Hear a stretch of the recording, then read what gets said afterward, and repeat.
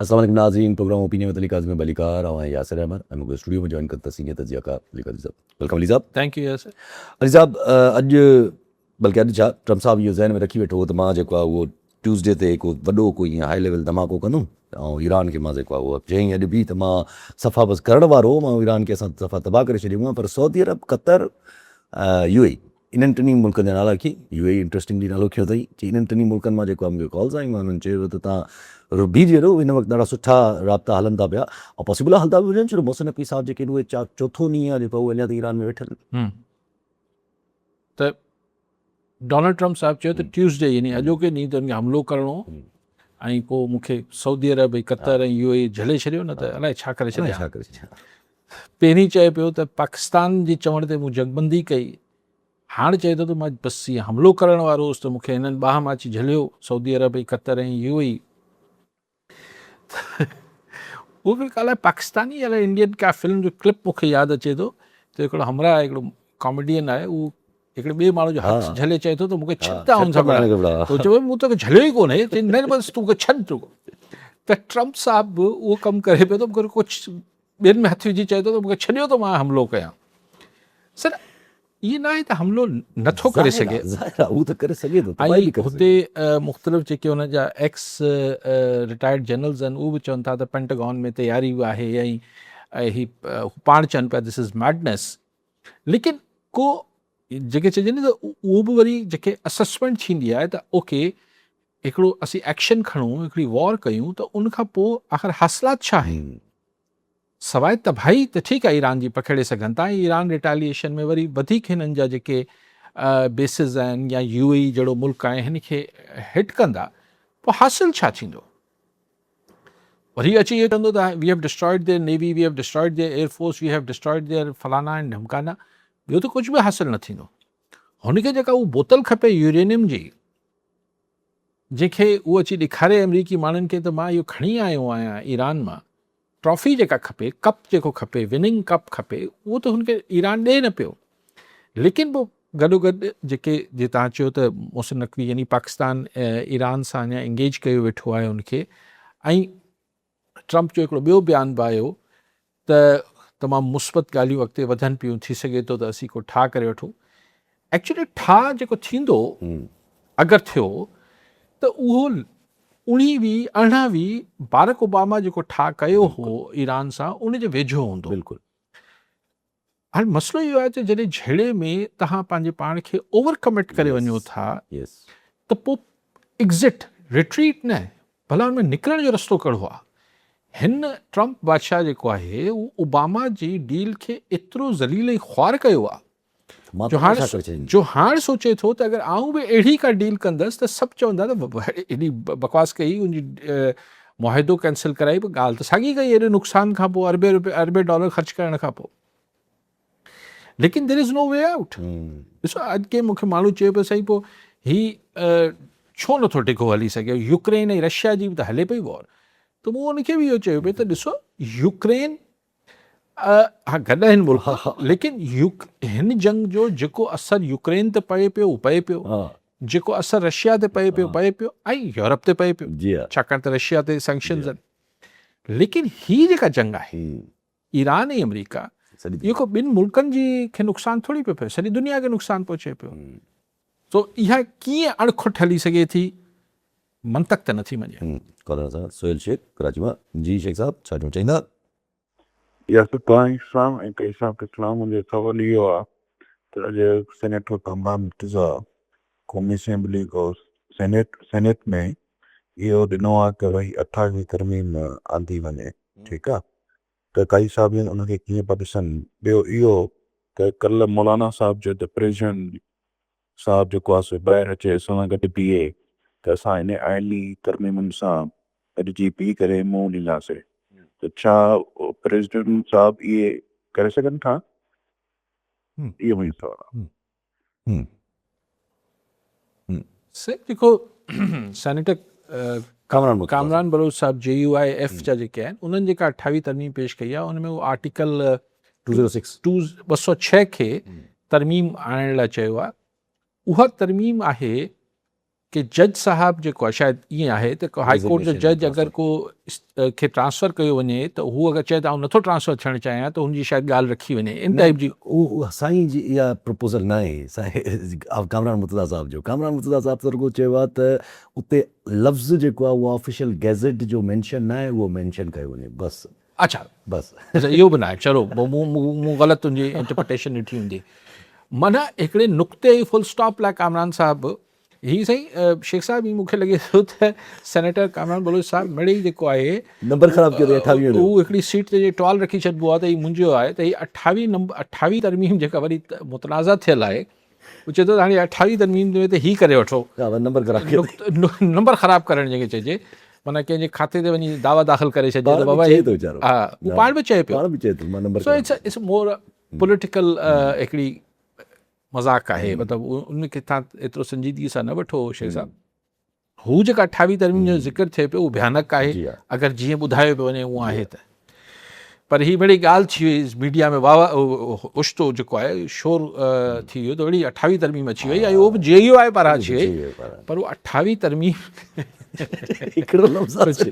हिकिड़े नुक़्ते full stop जो किसो आहे। जेका तव्हां ॻाल्हि कयो पिया त ज़रदारी साहब फज़ल रहमान साहब चयो आहे त छा हू मदद कंदा न कंदा, ऐं ॾिसो उहो त ज़रदारी साहब जी मर्ज़ी आहे, लेकिन हिन बयान सां अगरि इक़्तिदारी ऐवाननि में ज़रदारी साहब ते किथे प्रेशर हूंदो त भई तव्हां मञो 28 तरमीम जी ॻाल्हियूं, त हिकिड़ी तरीक़े सां फज़ल रहमान साहब थोड़ी बैकिंग हुननि खे सपोर्ट ॾिनी यस थोड़ी बैकिंग ॾिनी आहे त भई असीं ज़रदारी साहब सां गॾु बीठा आहियूं। यस। यानी ईअं बीठा कोन आहियूं, ईअं कोन चयो अथसि, लेकिन इन जो जेको मतिलबु इक़्तिदारी ऐवाननि में वरितो वेंदो त ज़रदारी साहब जी ॻाल्हि जेका हू स्टैंड अगरि वठे पियो कंहिं ॻाल्हि ते रेज़िस्ट करे पियो त उनजी हिकिड़ी मॉरल सपोर्ट ऐं पॉलिटिकल मॉरल में न पॉलिटिकल सपोर्ट अपोज़िशन मां बि अचे पई ज़रदारी साहब खे। बाक़ी ज़ाहिर आहे त अगरि ज़रदारी साहब बिल्कुलु को अहिड़ो ई तरमीम आहे जंहिंसां ज़रदारी साहब बिल्कुलु 100% उनजे हक़ में न आहे त पोइ आख़िर में त ज़ाहिर जेके अगरि ऐं पीपल्स पार्टी मफ़रूज़े ते ॻाल्हायूं त ऐं पीपल्स पार्टी ॿाहिरि अची वई अगरि इक़्तिदारी ऐवाननि में, त ज़ाहिर आहे पोइ नेचुरल अलाइज़ में मौलाना फज़ल रहमान ई ज़रदारी साहब जी पुराणी न्याज़बंदी आहे। सो इहा हिकिड़ी पॉलिटिकल सपोर्ट ॾिनी। ऐं पोइ अॼु पाण ॾिठो त सिंध गवर्नमेंट जा वज़ीर साहिबान मुख़्तलिफ़ जेके आहिनि वफ़्त ठाहे मौलाना फज़ल रहमान साहब सां कराची में मिलिया बि ऐं उन्हनि खे सिंध अचण ते भलीकार कयूं। फज़ल रहमान साहब पहिरीं बि सिंध ईंदा वेंदा रहिया, पर हिन दफ़े ख़ासि वफ़्त वियो आहे, उनखे गुलदस्तो वुलदस्तो ॾिनो आहे। सो हिकिड़ो जेस्चर ॾिनो आहे पीपल्स पार्टी बि त भई मौलाना साहब जी रिस्पेक्ट आहे। ऐं हू जेको इहो मौलाना फज़ल रहमान किथे बि ज़रदारी साहब जी हिमायत में बयानु कोन जारी कयो आहे, बट इहो बयानु त ज़रदारी साहब असां सां गॾु बीहे, असीं 28 तरमीम न थियणु ॾींदासीं, हिन जो सियासी मतिलबु इहो ई निकिरे थो त मौलाना साहब हिकिड़ी ज़रदारी साहब खे हिकिड़ी पॉलिटिकल सपोर्ट ॾिनी आहे। अच्छा पर जेका ॻाल्हि हले पई हाणे इंटरनेशनल ते चवंदा पिया हाणे जो नेशनल अगरि थी वई आहे त पोइ हाणे ज़ाहिर कल्ह महमूद ख़ान अचकज़ई साहब असेंबली में मौलाना फज़ल रहमान खे बाक़ाइदा ऑफिशियल यादि छॾे छॾी त बाबा तूं अचु अपोज़िशन में शामिलु थी, असां सां शामिलु थी, अपोज़िशन लीडर थी अची मुंहिंजी जॻह ते वेह लीड कर असांखे।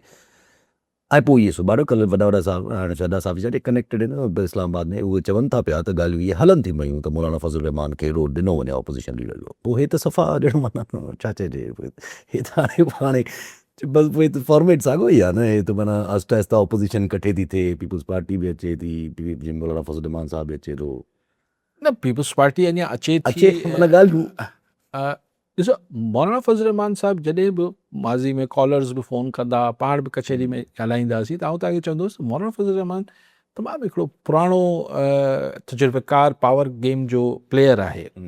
मौलाना साहब वक़्त खां पहिरीं कमु शुरू न कंदो। ज़ाहिर आहे हिन खे तव्हांखे यादि हूंदो PTI ॾाढी कोशिशि कई, PTI जे दौर में पाण बि कोशिशि कई हुई, 13 हेॾा मार्च कया हुई PTI जे दौर में। न आउं ही जेको हींअर ताज़ी ॻाल्हि कयां पियो त PTI मैंथन जा ठका हुआ, हा 26 भई तव्हां 27 में 27 अमेंडमेंट में कि तव्हां अचो अपोज़िशन सां गॾु, तहरीक आहे। पोइ मौलाना साहब हिकु ॿ बयान बि ॾिना त असां निकिरंदासीं, हीअ थींदो हू थींदो। पर मूं तव्हांखे इहा ई ॻाल्हि पई कई त मौलाना साहब वक़्त खां पहिरीं जेसिताईं हुनखे आउं नथो चाहियां कंहिं सिग्नल ते, आउं चाहियां थो हुनजी जेका असेसमेंट आहे, तजुर्बो एतिरो वॾो आहे मौलाना फज़ल रहमान खे, वक़्त खां पहिरीं कंहिं प्रैक्टिकल मोशन में न आणींदो ॻाल्हि खे। हू इहो ई ॾिसंदो त हीउ वक़्तु आहे या न आहे।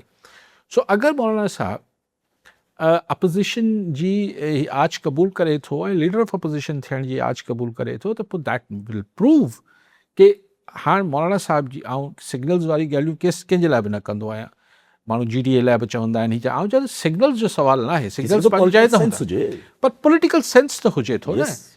जे पाण वेही हिते हिकिड़ी कयूं था न यार कुझु चुरपुर त आहे, ॾुखियो थी त असां खां त ही त प्रैक्टिकली हुन सॼी पावर गेम जो हिसो हुजनि था, त हिननि जी असेसमेंट जेका हुजे थी उहो बि इंफॉर्मेशन जेतिरी ई पकपकाणी हुजे थी हिननि खे। सो अगरि मौलाना साहब अचे पियो लीडर ऑफ अपोज़िशन, त पोइ सम्झिबो त हाणे अपोज़िशन जो किरदारु जेको असां वटि तमामु माठो रहियो गुज़िरियल 2-2.25 सालनि में, उहो फाल थींदो। त पोइ इहो बि असांजे मुल्क में हिकिड़ो सिग्नल हूंदो आहे त कुझु त होने जा रहा है। ॻाल्हाए न साईं, अलाह बचायो। कोरी कराची मां जी, कोरी साहब छा चवणु चाहींदा? सर मां अलाह बचायो ॻाल्हायां थो फौरी सर। जी जी सर मूंखे टीजो हफ़्तो आहे, मां हिते प्रेस क्लब कराची वेठो आहियां, नंढड़ा खणी करे 2 पुट आहिनि, हिकु न्याणी खपाइण लाइ मां बोर्ड हणी वेठो आहियां। मूंखां SSB मोहम्मद अनवर खेतरान पतो घुरी रहियो आहे 12 लाख रुपया। छाजे लाइ साईं? साईं कोई वजह न आहे, कुझु बि न आहे, कोई प्रूफ न आहे, ईअं बिना वजह घुरे थो। SHO मोहम्मद रफ़ीक सुमरो मूंखे पोइ महीने में 12 ॾींहं खणी गुम कयो ऐं SSB साहब जो हुकुम आहे 12 लाख रुपया न ॾींदे तोखे फुल पढ़ाई कयो वेंदो या 9C जी FIR कई वेंदी। मां मिसकीन आहियां, मां जो कई हिन टाइम ताईं आवाज़ न उथारियो आहे, अलाह कोई हुकूमत नोटिस वरितो आहे। कोरी साहब घोटकी जो ज़िक्र कनि पिया, शायदि हिननि जी ख़बरूं हलियूं हुयूं। पोइ ॾिसो हाणे ॻाल्हि इहा आहे त यासिर साहब आऊं इन ज़ाहिर जर्नलिज़म में सहाफ़त में ज़िंदगी गुज़ारी आहे, असांखे इहो पूरी शुरू खां ट्रेनिंग इहा हूंदी त असां अगरि असांखे पक बि हुजे त ही माण्हू सही पियो चए, इल्ज़ाम सही पियो वञे, तॾहिं बि ॿी धुर जो मौक़ुफ़ ज़रूरु वठणु खपे, पर जिथे पक न हुजे उते त 200 सैकड़ो वठणु खपे। हाणे खेतरान साहब कोरी साहब SSP घुटकी ते हिकिड़ो इल्ज़ाम लॻाइनि पिया, काफ़ी ॾींहंनि खां लॻाइनि पिया। पोइ अच्छा दुनिया में इहो थींदो आहे त हिकिड़ो रिबटल ईंदो आहे, हिकिड़ी का तरदीद ईंदी आहे, हिकिड़ी का वज़ाहत ईंदी आहे त कूड़ा आहिनि, हे आहे। अच्छा असां वटि इहो बि न आहे। यस जी, असां वटि वज़ाहत ॾियण जो मतिलबु इहो तस्वुरु थींदो त आऊं को इनखे जवाबु ॾे आहियां छा, आऊं को कमज़ोर आहियां छा। त SSP घोटकी हिकिड़ी सिंपल हिकिड़ी वज़ाहत छो नथो जारी करे? अच्छा चलो वज़ाहत नथो जारी करे, DIG सखर पुछी वठे, हिकिड़ी पुछाणो त थी वञे न हिकु दफ़ो। त हीअं जॾहिं पाण ॻाल्हायूं पिया ऐं हीअ दोस्त कोरी साहब इल्ज़ाम हणे पियो, त ख़बर त पइजी वञे न त भई पुलिस जो मौक़िफ़ छा आहे। असां वटि इग्नोर करणु ऐं चवंदे हिन जी हैसियत आहे जो हिकिड़ो आम माण्हू उथी SSP साहब बहादुर जे ख़िलाफ़ु ॻाल्हाए पियो, त असीं हिन जी वज़ाहत करण बि ज़रूरी नथा सघूं। संगीन इल्ज़ाम आहे न, संगीन इल्ज़ाम। ऐं कीअं हिकिड़े आम माण्हू खां मतिलबु ईअं त मतिलबु थोरी अजीब ॻाल्हि आहे। आऊं नथो चवां सही आहे, नथो चवां ग़लति आहे, इन्वेस्टिगेट थियणु खपे, सिंपल ॻाल्हि आहे। पर हिकिड़ी हिन जी त दूध का दूध पानी का पानी थींदो। हीअ कहिड़ी वॾी का जेको वॾो को जांच क़तल जो मामिलो हुजे, ॻुझो क़तल हुजे जंहिंजी वॾी जांच थियणी पवंदी, सिंपल ॻाल्हि आहे। बट ॿी धुर जो मौक़िफ़ कॾहिं कॾहिं असांजे हीअ जेको माशरो आहे सॼो पाकिस्तान में इहो ई आहे, सॼे सभु 3 दुनिया जे मुल्कनि में आहे, सिर्फ़ु पाकिस्तान जो मामिलो न आहे। त ॾिसी अगरि हिकिड़ो माण्हू जेको मतिलबु हिकिड़ो जंहिं हिकिड़ो महसूसु थिए त हीअ विक्टिम आहे, त पोइ असीं चऊं था त भई हीउ ज़रूरु सही हूंदो।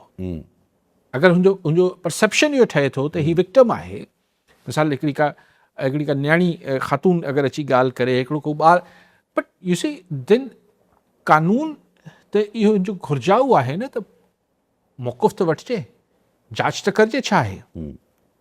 भई हिकु जनरली परसेप्शन आहे त पुलिस भता वठे थी, जनरली परसेप्शन आहे पुलिस ज्यादती करे थी, जनरल परसेप्शन्स आहिनि न, बट थी सघे थो न 1%, 2%, 5% हमेशह चांस हूंदो आहे त थी सघे थो हिन किसे में ईअं न हुजे, हिन या अहिड़े कंहिं बि किसे में, त आख़िर जवाबु छो नथा ॾियनि? इग्नोर करणु ऐं बसि अवॉइड करे छॾ। जी मां चयो, हीअ जेको जज साहब पकड़ा विया, सिविल जज साहब, उहे बि इल्ज़ाम हणनि था पिया। ॾिसो हाणे हीअ हिकिड़ो संगीन, हाणे उहा ई ॻाल्हि आहे, हिकिड़े जज जी नौकिरी हली वई ऐं हीअ जेको टणो खान वारी ॻाल्हि, टणो खान जी पुलिस जे त कई कारनामा मशहूरु आहिनि, ऐं चवनि था वॾनि जा हथ आहिनि उन्हनि ते ऑफिसर्स ते, तंहिंजे करे उहे लुॾी नथा सघनि। लेकिन संगीन इल्ज़ाम हिकिड़े मतिलबु हू जज जो मूं ॾिठो पिए टाइम न्यूज़, त हू जेको एक्स जज आहे त हू हिकिड़ो मतिलबु एतिरो पोढ़ो बि न आहे, जवान माण्हू आहे, भई हुनजो त कैरियर ख़तमु करे छॾियो ऐं मंशियात जहिड़ो ख़ौफ़नाक इल्ज़ाम हुन ते हणी छॾियो, हे त किथे बि लॻाए सघे। So this should be made a test case.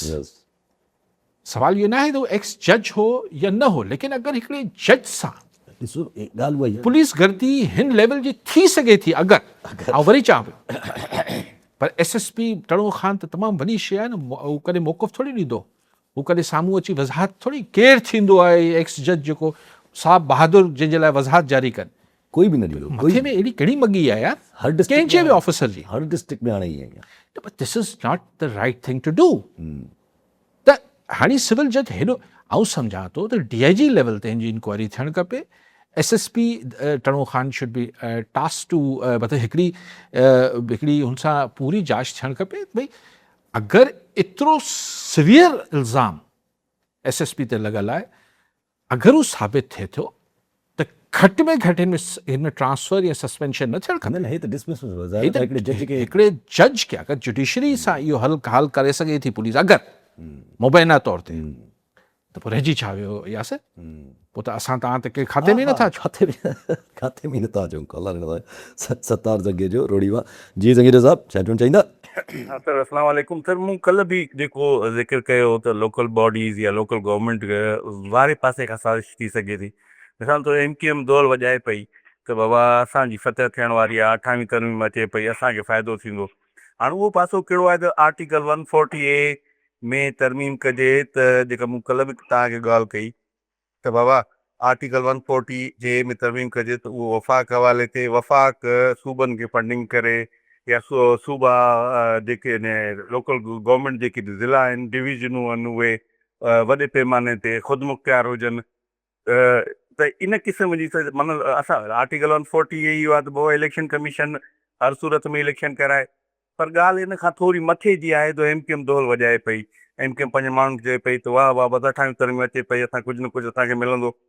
त इते जेको साज़िश जो हुन न सर, असद उमर ताज़ो हैदराबाद में कराची में कुझु सेमिनार करे वियो ऐं मां हैरान थियो त उन सेमिनार में ऐं कॉम्प्रेस दोस्त बि वेठल हुआ हैदराबाद जी प्रेस क्लब में ॿियनि पासनि में। ॿियो सर मां हिकिड़ी ॻाल्हि हेठि कंदो हलां त वर्ल्ड फ्रीडम इंडेक्स में पाकिस्तान 158 ते, भारत 157 ते। मोदी खां अॼु जॾहिं सवाल थियो त सवाल जो जवाबु न ॾिनई। दुनिया जो पहिरें नंबर ते जेको मुल्क आहे हिन वक़्तु नॉर्वे आहे, ही जेका हेला लेंग सवाल कयो आहे उन ते वॾो हुन माई जी चर्चा थी आहे त पाकिस्तान में आख़िरी भेरो तव्हां कॾहिं ॾिठो हूंदो शहबाज शरीफ़ खां प्रेस कॉन्फ्रेंस कई हुजे, मोदी खे त 5-5 साल थिया आहिनि त मीडिया में, भारत जी मीडिया में नथो वञे थो, भले हुनखे गोदी मीडिया बि कढी था हुजनि। त पर जेको पाण वटि जेका मीडिया जी आज़ादी आहे, तव्हां हुनखे, मां वरी वरजायां थो त उनखे कीअं था ॾिसो पिया? मीडिया जी आज़ादी, अच्छा साईं ॾिसो, हिकिड़ी ज़ाहिरी तरह बल्दियाती इदारनि जी ख़ुदि मुख़्तियारी जी ॻाल्हि थींदी रही आहे। तव्हां कॉलर? अच्छा वठो। मीडिया जा तालपुर कंदा हूंदो जी। तालपुर साहब छा चवणु चाहींदा? तव्हांखे कैसा बि सलाम हुजे। असांजा सवाल इलाही जिदा थियनि था ऐं हर घणो साईं कैसा बि ॻाल्हाइणु खपे, जंहिंजे बर वक़्तु बहितरीनु तबसरा हूंदा आहिनि, ॼाण बि रखे थो। जॾहिं सवाल इहो आहे त हीउ मुल्क जेको असां वारो आहे उहो हले कोन पियो। हिन जा इदारा तव्हां ॾिसो, करप्शन आहे, नाअहली, हर शइ एक्सपोज़ थिए पई। हाणे लिके कोन थी। हाणे पब्लिक सर्विस कमीशन सिंध जे लाइ जेको आहे सो ॻाल्हियूं हूंदियूं हुयूं, पर हाणे आहिस्ते आहिस्ते माण्हू रोडनि ते बि अचणु शुरू थी विया आहिनि। ईअं तव्हां ॾिसो PIA असांजी ख़तमु थी वई, स्टील मिल ख़तमु थी वई, असांजी रेलवे तबाह थी वई, ऐं कोशिशि ई कनि पिया लेजिस्लेशन इदारा जेके आहिनि असांजा, आहिनि साज़ इदारा, उते बि पंहिंजो माण्हू चूंडण पंहिंजे हथ में रखियो अथनि। कोर्टनि खे बि 27वीं तरमीम खां उहो काबू कयो अथनि, इस्तिसाब वठनि पिया, पर मुल्क त सही कोन पियो हले न। ऐं इहे मुल्क हलंदो कोन, ख़रबनि जा असीं करे घी आहियूं, असां जी वटि कुझु बि कोन पिया करूं। असां हीअं कीअं हलंदो? त या ती निज़ाम ख़तमु थींदो, या ख़ुदा न ख़ास्ता मुंहिंजे मुंहं में ख़ाक हुजे। मुल्क त ईअं कोन थो हली सघे। असीं क़र्ज़नि जा कर्ज़ आहियूं, इदारा हलनि कोन पिया, माण्हू गुरबत मिसकिन जी हालत में महांगाई खाई हुई एक्सपोर्ट थिए कोन थी रिजर्व असां मिनथूं करे दुनिया खां ॿ अरब रखो 3 अरब रखो ही मुल्क इहो केतिरो घेरींदा 78 साल त गेलियो अथनि त ईअं ई असांजो निज़ाम हलंदो तफ़्तो साईं कजो महिरबानी थींदी थैंक यू ठीकु आहे ज़ंगीर साहब मूं कल बि गुज़ारिश इहा कई पे त ॾिसो बल्दियाती इदारनि जी ख़ुदमुख़्तारी ऐं हुननि जी जेका माशी ऐं एडमिनिस्ट्रेटिव ख़ुदमुख़्तारी इहा ई सूबनि लाइ घुरी वई पोइ MQM चवंदी रही ऐं सिर्फ़ु MQM न हो त भई 3rd tier आहे गवर्नमेंट जो आहे बल्दियाती इदारा उन्हनि खे मिलणु खपे हाणे जॾहिं NFC नेशनल फाइनेंस कमीशन जो कॉन्सेप्ट आहे त पोइ उते ई प्रोविंशियल फाइनेंस कमीशन जो बि हिकिड़ो कॉन्सेप्ट आहे त पहिरीं वफ़ाक़ सूबनि में विरहाए पोइ सूबा हुनखे हेठि विरहाई हीअ जेका अजीबो ग़रीब हिकिड़ी हवा में शोशो छॾे वियो आहे त पैसा वफ़ाक़ अगरि साईं किथां फ़ोन कयो सखर मां हा सर रोड़ी मां रोड़ी या मतिलबु सखर रोड़ी ऐं सखर खे अगरि इस्लामाबाद में पैसा अचणु शुरू थी विया त पोइ त NFC जो को सेंस ई न आहे पोइ ज़ाहिर आहे पोइ त छा मतिलबु पोइ त को कॉन्सेप्ट ई न रहियो इवन मुशर्रफ जेको नाज़मी निज़ाम आंदो उनमें बेपनाह इख्तियारात ज़िलई नाज़िमनि खे ऐं ज़िलई हुकूमतनि खे मिलिया पर उन महिल बि वाया प्रोविंसिस रहियो मामिलो त इहा आउं सम्झां थो त हिन सां त हिकिड़ी तव्हांखे बेसिक सॼी कॉन्स्टिट्यूशनल अरेंजमेंट ई चेंज करणी पवंदी सूबनि जे मामलात खे ई तव्हांखे चेंज करिणो पवंदो पोइ तव्हां सूबनि खे पैसा कहिड़े ॿियनि बसि मदनि में ॾींदो न पोइ सूबा त हिकिड़े इररिलेवेंट शइ थी वेंदा सो इहा ॻाल्हि MQM जेको टिपा ॾिए पई साईं चए पियो MQM अगरि बल्दियाती इदारा मज़बूत थियनि था हुननि जी ॾिसो न हुननि जी हू चवनि था ऐं जेका ॻाल्हि एतिरी ग़लति बि न आहे त भई बल्दियाती इदारो चूंडे थो त जीअं सूबाई असेंबली क़ौमी असेंबली जो हिकिड़ो टेन्योर इंश्योर थियल आहे त उहो 5 साल खां पहिरीं न वेंदा ईअं हिननि जो हिकिड़ो टेन्योर बुक इंश्योर थियणु खपे ऐं 60 ॾींहंनि में या 90 ॾींहंनि में चूंडूं थियणु खपनि सॼो हिकिड़ो सखर जो इलेक्टेड मेयर या लाड़काणे या दादू या XYZ जॻह जो या कराची जो अगरि सेक्रेटरी लोकल गवर्नमेंट जे साम्हूं बेबस ऐं मजबूर थी वञे थो ज़ाहिर इहे न थियणु खपे बट तव्हां एक्सट्रीम पावर्स बि नाज़मनि खे ॾेई ॾिठा उन सां छा तबाही आई चङाई त न आई छो माण्हुनि जी ऐं हींअर वारी जेका सूरत हाल आहे जंहिंमें बिल्कुलु ई बेख्तियार करे छॾियो था त हिकिड़ो मॉडरेट ऐं हिकिड़ो विचथरो फॉर्मूलो निकिरी सघे थो मूं कल्ह मुख़्तसिर लफ़्ज़नि में इहो चयो मुंहिंजो ज़ंगीर साहिब ऐं इहा का मंतक ई न आहे त इस्लामाबाद मां रोड़ी खे पैसा अचनि ही त 1 यूनिट थी वेंदो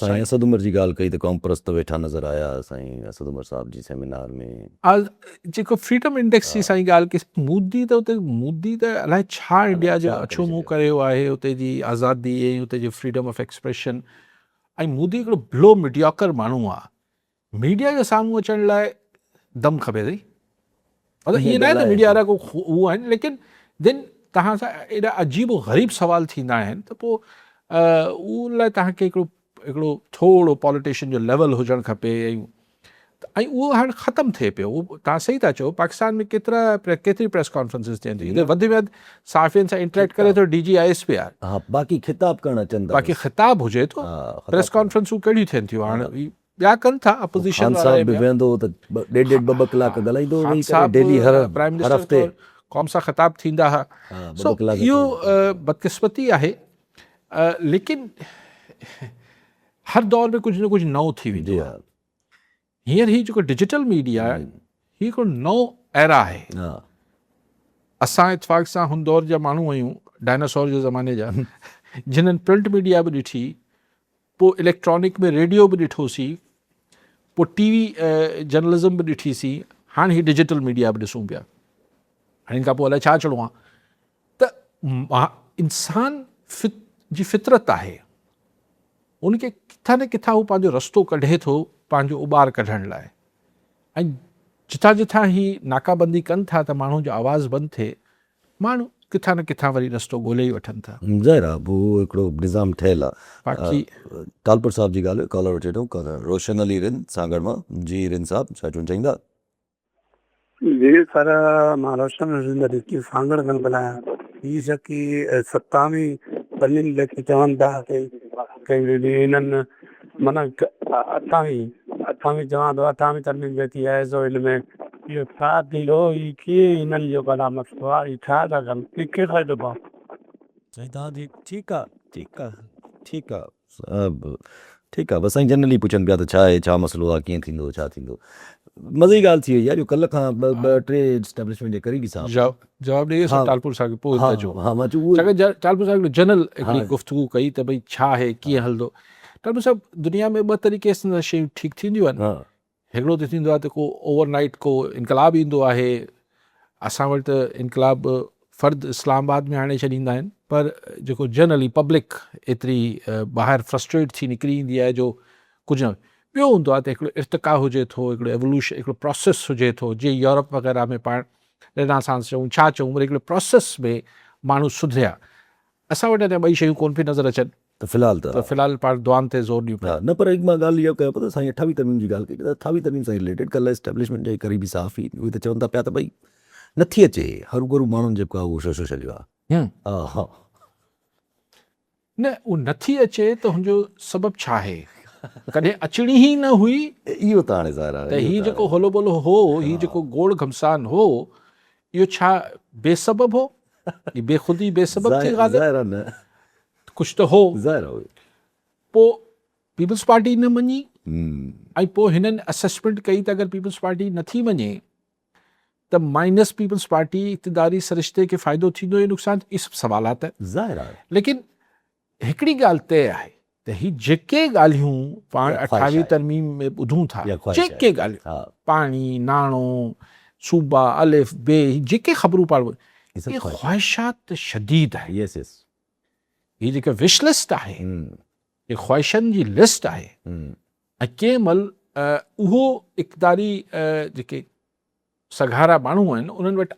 आहे हाणे कुझु पंजाब जे करे कुझु पीपल्स पार्टी जे करे कुझु अलिफ जे करे कुझु ॿिए जे करे हू हिकिड़ी कोशिशि थिए थी वरी पोइ हिते हटिजे थो वरी कोशिशि थिए थी ख़्वाहिशूं मौजूदु आहिनि ऐं अगरि कंहिं वक़्तु सॼो सिस्टम सिविलियंस सिमटजी वियो ही अगरि कॉन्स्टिट्यूशनल जेको बि सो कॉल्ड सिविलियन दौरु आहे ही हलियो वियो त पोइ ही पाण खे विशलिस्ट ते अमल करण जी कोशिशि शदीद नज़र ईंदी पोइ ईंदी पोइ ऐं उहो ताक़त जे ज़रिए ईंदी पोइ उहे ई माण्हू अक्सर ॻाल्हि कंदा पाण बि पहिरें ॾींहं खां तव्हांजी बि चरे ॻाल्हियूं हलनि पियूं त इहो ई हो त ही जेका ज़ाहिर विशलिस्ट फ़िलहालु हिन सिस्टम जे अंदरि रही करे पाण बि इहे ॾिस करे ॾुखी थींदी अगरि जे करे वञे टेक ओवर ऐं थी वञे त पोइ इहे सभु ॻाल्हियूं मुमकिन थी सघनि थियूं ज़ाहिर इंसान जॾहिं ख़्वाहिशूं हुजनि थियूं लेकिन पोइ उनखां पोइ बि यासिर साहब थींदो आहे मिसाल मुशर्रफ साहब